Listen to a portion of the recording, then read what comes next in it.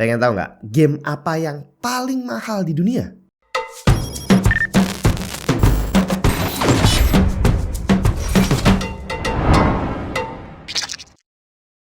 Saat ini kita butuh keamanan internet yang juga fun, bukan asal blokir. Layanan yang bisa melindungi kita saat menggunakan Wi-Fi umum sekaligus bisa dimanfaatkan untuk yang lain. Unblock layanan streaming film.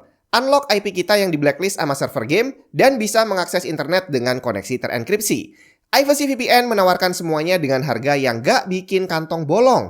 Cuma $1 sebulan bre, dan dapat garansi 30 hari uang kembali lagi. Ivacy memiliki lebih dari 5.700 server yang tersebar di lebih dari 100 lokasi. Cek langsung link di bawah. Sebenarnya kalau ngomongin mahal murahnya game itu agak susah sih karena parameternya ada banyak dan salah satunya berhubungan dengan selera kita terhadap suatu game. Contohnya, game harga 1 juta, murah atau mahal? Nah, saya ceritain dulu dari pendapat saya pribadi. Jadi buat saya, sebuah game itu worth it atau enggak untuk dibeli dengan harga yang mahal itu adalah berdasarkan berapa lama saya bisa menikmati game tadi. Misalnya saya beli game Red Dead Redemption 2 atau beli Cyberpunk, di mana gamenya ini bener-bener dunianya luas banget dan kita bisa mainin game itu selama bertahun-tahun dan kontennya nggak akan habis. Nah, menurut saya harga 1 juta untuk kedua game tadi adalah harga yang sangat wajar. Murah malahan kalau boleh dibilang. Secara kalau kita lihat GTA 5, dia udah bertahan berapa puluh tahun coba. Dari zaman PS3 sampai PS5, dia masih nongkrong loh. Jadi game tadi kalau di awal mungkin kamu beli dengan harga 1 juta, berarti worth it banget. Beda cerita buat saya yang bukan penggemar game olahraga, maka game-game seperti FIFA, terus apalagi NFL, NBA, PES itu kan, itu adalah game-game yang gak worth it untuk dibeli dengan harga 1 juta. Kenapa? Karena dalam waktu 1 tahun akan muncul versi yang lebih baru lagi, dan akhirnya versi yang tahun sebelumnya itu sudah gak asik lagi buat dimainin.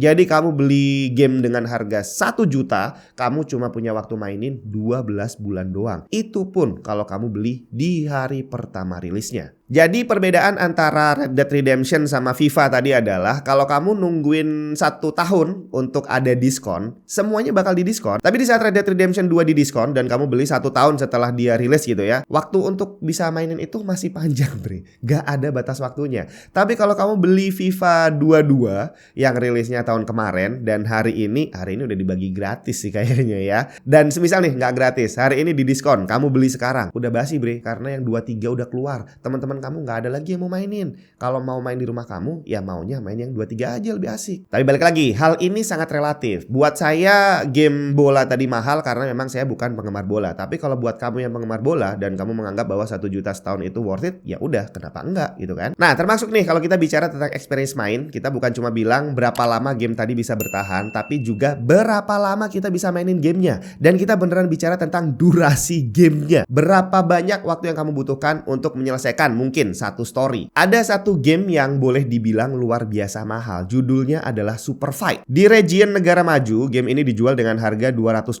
Tapi saat video ini dibuat, saya cek di Steam, harganya di Indonesia adalah 850.000. Yang membuat game ini luar biasa mahal adalah gamenya cuma punya satu stage, di mana satu stage tadi durasi untuk bisa namatin cuma antara 30 detik sampai 1 menit doang. Udah selesai. Lu bayar $200, lu bayar 850.000 di Indonesia, cuma dapat experience main 30 detik. Tapi dengan durasi 30 detik tadi, jangan-jangan gamenya bagus banget. Ternyata enggak juga. Karena kalau kita lihat di kolom komentar, di reviewnya, itu ternyata banyak banget review negatif dari game Super Fight ini. Jadi apakah game Super Fight tadi termasuk game termahal di dunia? Kalau saya bilang salah satunya iya. Tapi kalau kita bicara tentang game yang mahal murah, ada satu faktor lagi yang membuat suatu game bisa dijual dengan harga yang mahal banget. Koleksi. Game klasik, game Nintendo tahun 80-an yang mungkin kasetnya masih bagus, masih disimpan ada packingnya gitu ya. Itu bisa dijual dengan harga yang mahal. Kalau dilelang harganya bisa nggak karu-karuan. Contohnya kopi kaset dari game Super Mario Bros. Original yang dirilis tahun 1985. Di bulan Agustus 2021 lalu berhasil terjual dengan nilai 2 juta US dollar. Dan sebulan sebelumnya di bulan Juli 2021, kaset game Super Mario Bros 64 berhasil terjual dengan harga sekitar 1,5 juta US dollar. Dan selain kedua game tadi, masih ada banyak banget game-game koleksi yang berhasil terjual dengan nilai ya beberapa beberapa juta dolar, mungkin nggak semahal tadi, ada juga yang beberapa ratus ribu dolar, tapi yang pasti jauh lebih mahal dari harga aslinya. Nah, tapi untuk kategori yang seperti ini saya nggak bisa bilang bahwa game-game tadi termasuk game termahal di dunia, karena ini adalah game klasik, game yang sudah tidak diproduksi lagi. Jadi di sini kita akan bicarakan game yang dijual di Steam, game yang dijual di Epic, game yang dijual sekarang lah pokoknya, yang harganya paling mahal. Tapi untuk mempermudah, kita lihat yang di Steam aja kali ya. Salah satu alasannya adalah karena Steam punya library yang paling besar. Jadi kalau kita mau cari game yang aneh-aneh, di sana udah banyak banget. Jadi langsung kita lihat aja list game yang ada di Steam. Nah, sekarang kita coba lihat game apa aja yang paling mahal di Steam gitu ya. Ini kita udah coba search, terus habis itu kita urutin dari harga tertinggi. Nah, di sini yang muncul paling atas adalah Mega Bundle dengan harga 10 juta lebih. Kita lihat apaan nih. Di sini ternyata isinya bukan cuma satu game, Bre, tapi ada banyak game. Ada beberapa game termasuk dengan beberapa DLC. Jadi kayaknya nggak bisa masuk ke daftar game termahal ya. Termasuk ini Call of Duty franchise, itu juga sama, harganya 8 juta sekian. Coba kita lihat. Nah, tapi ternyata setelah kita masuk, di sini dia adalah kumpulan dari banyak game beserta DLC-nya. Jadi nggak bisa kita bilang bahwa Call of Duty Collection ini adalah game termahal di Steam. Jadi di sini kita coba cari yang bukan bundle, yang ternyata di sini paling atas adalah EVE Online. Kita coba lihat EVE Online. Jadi ini adalah game online gratis, tapi isinya ada banyak DLC. Jadi di sini total EVE Online ini dia punya 28 DLC yang udah saya coba hitung. Totalnya ada berapa DLC-nya kalau kita beli semua. Ternyata kita harus mengeluarkan uang sekitar 33 juta untuk bisa membeli semua DLC-nya. Permasalahannya adalah karena dia adalah game online, ini kebanyakan DLC yang dijual adalah in-game currency ya. Jadi nggak bakal habis walaupun kamu beli terus, karena kamu hanya membeli uang. Jadi kayaknya ini juga nggak bisa saya masukin sebagai game termahal dengan DLC, karena DLC-nya beli duit gitu ya. Nah, di sini yang bisa saya jadikan contoh adalah mana nih? Nih, Complete Edition DJ Max Respect. Nah, ini adalah game single game dengan beberapa DLC.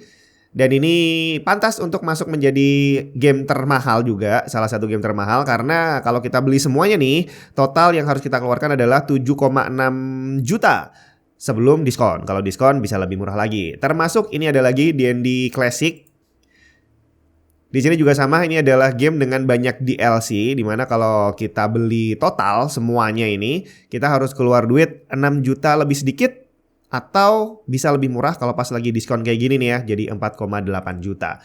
Kalau gitu, apakah game-game tadi termasuk game yang termahal di dunia? Secara single game dan DLC-nya itu harganya sampai berjuta-juta gitu ya. Ternyata enggak, Bre. Belum ada apa-apanya sama game yang satu ini. Kenalin nih, Train Simulator Classic. Game lama yang dirilis tahun 2009 oleh Dovetail Games. Harga base gamenya sendiri murah banget, cuma 120 ribuan kalau nggak lagi diskon. Tapi jangan salah, dia punya DLC banyak banget. Kalau kita lihat di sini dia tertulis punya 772 DLC yang harganya bervariasi, ada yang 40 ribuan, 70 ribuan, tapi ada juga yang sampai 250 ribuan. Jadi ternyata dia punya DLC untuk rute kereta api beberapa negara, terus bentuk lokomotif dari beberapa negara, dan sebagainya. Nah, saking banyaknya DLC Train Simulator ini, sampai Steam sendiri nggak bikin list harga totalnya. Saya sendiri juga nggak mungkin ngitungin satu-satu kalau di total berapa, tapi di sini saya coba hitung secara kasar aja. Jadi dari 772 DLC tadi, kita anggap aja harga rata-ratanya adalah 150